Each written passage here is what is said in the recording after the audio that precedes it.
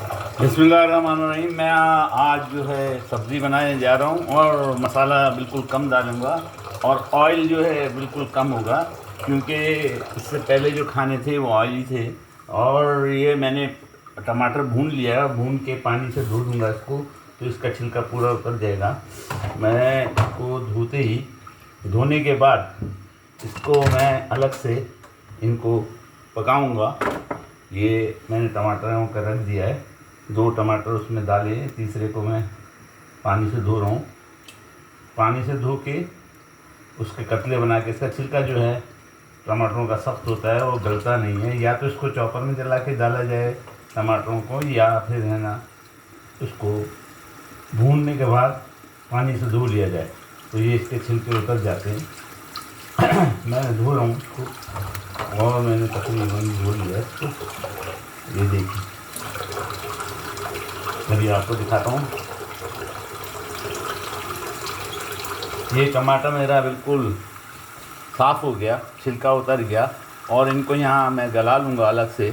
टमाटर देर में, यहाँ के टमाटर अक्सर वो बेशतर जो होते हैं देर में गलते हैं, इनको मैं गला लूँगा। और गलाने के बाद इनको मैं सब्ज़ी के अंदर मिक्स करूँगा। तो ये ट्रिक है जो मैं आपको बताना चाहता था।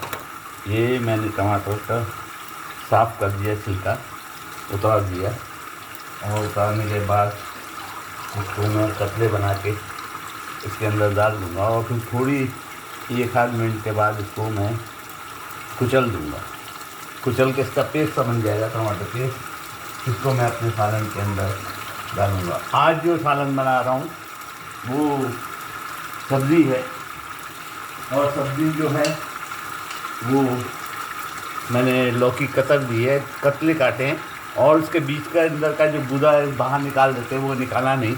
मैं कौली लौकी लाता हूँ और उसको फिर उसके मैं छिलके उतारने के बाद उसको कतले काट देता हूँ और उसका गूदा रहने देता हूँ। और मैंने एक आलू लिया, आलू लौकी, एक आलू लिया, और उस आलू को मैंने छीलने के बाद, और एक लौकी ली छोटी, तकरीबन 1.5 पाव की, 1 पाव की लौकी ली, आप जितनी चाहें उतनी डाल सकते। देने के बाद मैंने उसको आलूओं को गला लिया। आलूओं को गलाने का मेरा जो है ना करी मैंने तकरीबन तैयार कर दी है। उसका तरीका ये है कि मैंने सिर्फ 1 चम्मच, एक खाने पकाने का चम्मच, बल्कि इससे भी कम समझे 3/4 चम्मच जो है वो ऑयल लिया था और उसको डाल दिया।